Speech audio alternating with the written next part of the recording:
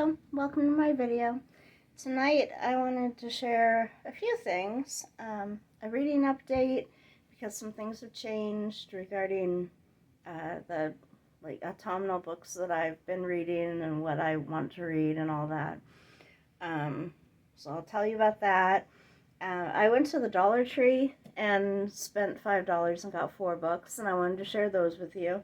And I picked up a library book, and I wanted to tell you about that too, because I returned one of the books that I was supposed to be reading, and I got a different one. So that's what I'd like to discuss tonight. So get yourself a beverage and get comfy. All right. So first are my DNFs, and didn't even start. My didn't even start would be The Haunting of Hill House by Shirley Jackson. I decided that it's just a little too, occultish, dark, witchy for my taste. And yes, I know it says The Haunting right there in the title, but I was a different girl back then. And basically what I was trying to do was reclaim the experience of reading We've Always Lived in the Castle, because I really enjoyed that book, and I just wanted to kind of relive it with the same author, preferably without being spoiled by a overview before, or a preface or whatever, before I even read it. So it's not going to happen. I can't have that experience back. So whoever wrote that, foreword or whatever it was, they spoiled it, and they should be punished. But that's another topic for another time. Why did they spoil a book? Because it's a classic, and, I don't know. But it was rude, in my opinion. So I got rid of that book. And then the other book, the did not finish, is The Falling in Love by Erin Branscombe. I may still read this someday, but, I got to page 24, well, through to page 24, and I just wasn't interested. I wasn't, captured by it. It just seemed like the same formulaic thing, and I know that's what a lot of romance is, but, if I'm going to, have one of these kinds of books, I'd rather have it on audiobook, because then I can do other things, because, the same boy meets girl thing over and over again, just, I don't know, it doesn't keep my attention enough for me to sit down with the physical book. So, yeah. So I didn't finish this. I might someday, but today is not that day. So, at the library, the book that I picked up today after I dropped off The Haunting at Hill House is this Kurt Vonnegut short story collection, and it's novels from 1976 to 1985, or through 1985. And I call it a short story collection because if you can fit 4 books in this little bitty tome, then, they're clearly not super long. But the reason I picked this up, well, I guess it's 776 pages. It just doesn't feel like a big book. But anyways, the reason I got this one is Galapagos. That's the one that I want to actually read. I don't know if I'll read the rest of them. I guess it depends on how Galapagos goes. I know it's heavy on, evolution stuff, so we'll see. But I've always loved the Galapagos Islands. They have the weirdest, coolest animals there, and yeah, so that's why I chose it. So I'll get to that at some point. I'm not sure when. And the reason I'm not sure when is because of what I've been reading. Jonathan Strange and Mr. Norrell by Suzanna Clarke. I'm on page 53, and I still have 800 left to go. I'm enjoying it so far. clearly I'm only 53 pages in, but I like the wit and kind of, the sarcasm, and I love Mr. Honeyfoot. He's fun, and I love just that, he like fights for what he cares about. So, um, he's just sweet, and then he's sweet, and then he fights for what he cares about. So I like that about him. So, hopefully, I hope to get some good reading done this weekend. I don't know how that'll go, but I would love it if I could just get halfway through. Just even just to 400. That's 403. But, if I could just get there, I think that would be a good use of my time. But we'll see how far I get. I'm of two minds about it. I have a hard time taking a long time reading a book because I want to get on to the next thing. Because I feel like I'm going to die before I ever get through my TBR, let alone all the new books that are coming out that look interesting to me. So, I don't know. I have all these books, and I want to read them all, and these are the myriad problems that you have when you're a reader. So, I'll continue reading that this weekend. Hope to get some, good progress done, but enjoy it at the same time. So that's my goal for this week. Should I go to this? No, I'll go through this too. So I mentioned that I was listening to audiobooks to get my romance fix, or I at least alluded to that idea.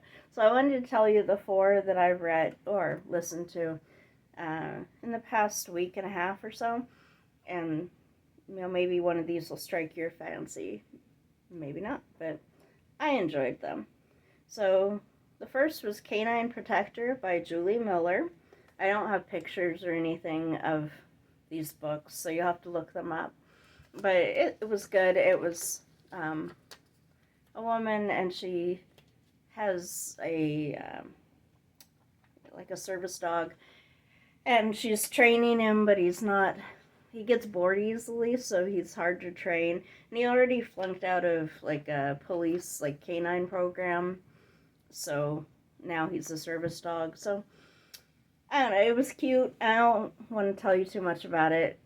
It's just, it was a cute little book. She falls in love with a guy because her dog does. And I don't know, I think it's sweet. And then the second one was Cabin Mate by Leah Brunner. This is the 4th in the series. I don't remember what the series is called. But I like this brother the best out of the 4 brothers. So, or the 4 siblings. So, do with that as you will. It was cute. This couple who aren't really a couple, fake dating trope, they go up into the woods and stay at a cabin, but really it's a rich people's cabin, so it's more like a mansion that has a wood exterior. So, anyway, it's cute. Just if you like that sort of thing. It's a fluffy listen or a fluffy read, which, that has its merits. Sometimes you just need something fluffy so you can just check out and just relax. So, that was good. The Christmas Catch was the 3rd book I listened to. It was about a man and a woman. They dated in high school, but he wanted to be in the NFL, so he broke it off so he could focus on football, and he left her behind, and then he gets injured. What are my bangs doing? Anyways, he gets injured, and he's forced to go back to the town that they grew up in, and she's still there. She, had been married, and her husband left, and then they have a daughter. She has a daughter, but the husband isn't really involved in the daughter's life. And it's just, I liked it. I thought it was really cute. And it's set in Christmas, but it didn't feel overly Christmassy. So, I didn't have a problem reading it in, October. So I would suggest that. Toni Shiloh writes some good books. So if you like that sort of thing, give that a look.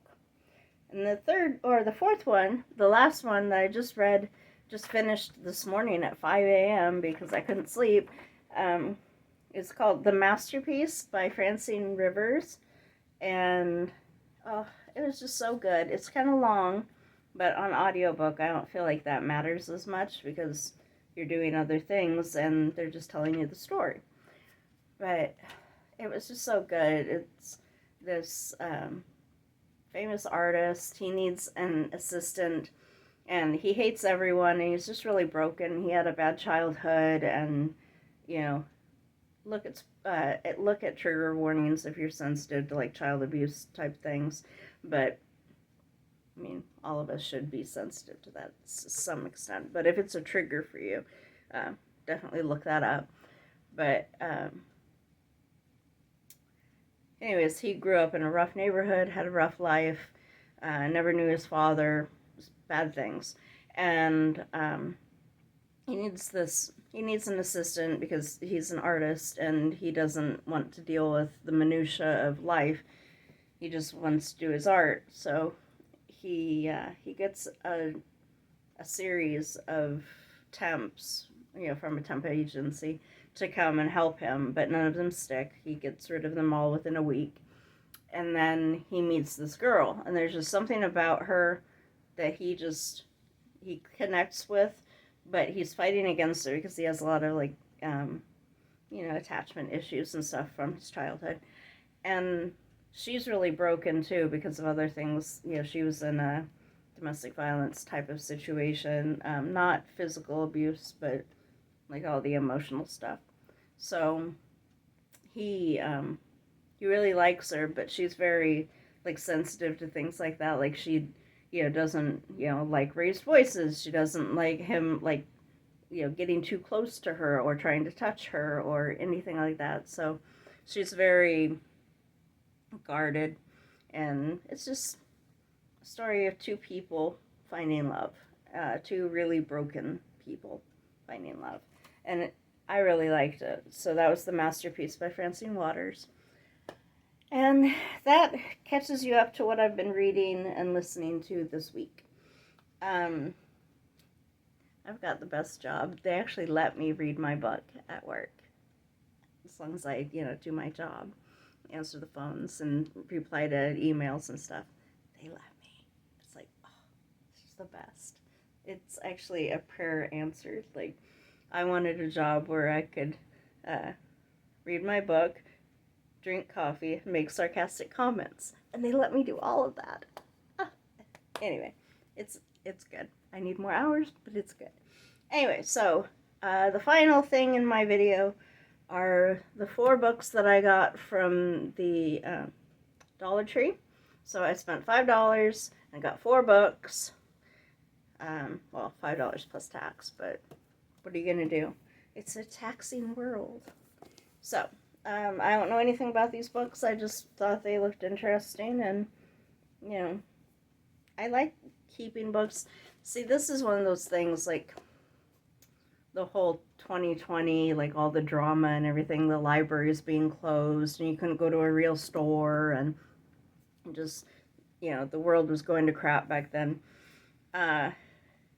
Now I kind of collect books that I have no intention of reading anytime soon, but just in case the libraries were closed, just in case you couldn't go to a store, I want books on my shelves that I could just browse and find things that I might want to read, and have my own little library. Even though it's far from 1,000 books, it's still it's my own little collection. So that's what all these books are. I have no interest in getting to them anytime soon. They're not going on my to be read anytime soon. They're just rainy day books. So there you go. This one, I Am the Storm by Janice Dean. Inspiring stories of people who fight against overwhelming odds. I like that. That sounds good. I don't know when I'll ever read that, but it's on my nonfiction shelf now. So there it is. The second book is also from my nonfiction shelf. A Moonless, Starless Sky. Ordinary Women and Men Fighting Extremism in Africa by Alexis. I'm going to butcher this, forgive me. Okeowo. Okeowo. I don't know how you say that. But anyways, so there it is. I just like this cover. I don't always like books with like people on them, but just like her, mostly her profile, I don't know, it's kind of a pretty cover. Anyway, so, it's about different struggles that people in Africa struggle with. I like books like this because sometimes it's easy to get caught up in like local problems and local life, just how local life works, and get tunnel vision, so you don't understand that other people are living and experiencing different lives, different experiences. So I like that. So I'll get to that someday. All right, so this next book is for my literary fiction, I don't know, somewhat more serious books section. It's a historical fiction book. It's called The War Widow by Tara Moss. The war may be over, but her battle has just begun. Anyway, it looked interesting. It's set in 1946 in Sydney, which is different. Like, usually it's all Europe, So, Sydney, Australia, that's different than everything else I've read. We'll see.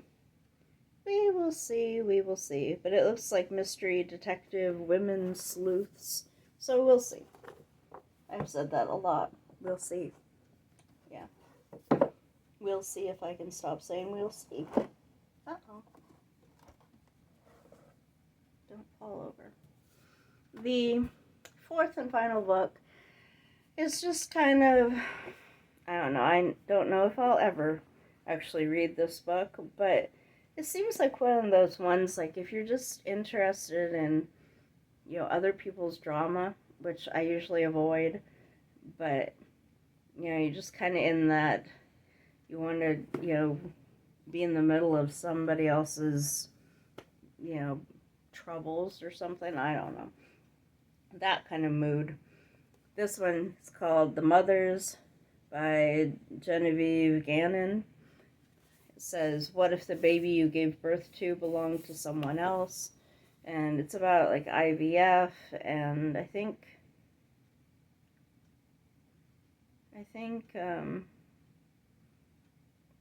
they accidentally implant one person's eggs into somebody else or something like that.